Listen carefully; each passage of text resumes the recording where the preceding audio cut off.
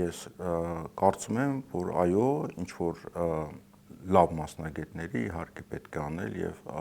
իհարկե պետական ծառայությունը պետք է նաեւ վարձատրվի, որովհետեւ եւ պահանջները մեծ լինեն։ Բայց դեռ գնում է պարգևատրումների մասին, չէ, աշխատավարձները չի բարձրանում, այսինքն պարգևատրում են տալի 7 միլիոն, 4 միլիոն, 5 միլիոն։ Մի քանի հազար դոլար փաստորեն մեկ ամսում գումար։ Մի քանի տասնյակ հազար։ Տասնյակ, այո։ Հա, Նախարարների դեպքում։ Այդ միայն տարվա վերջի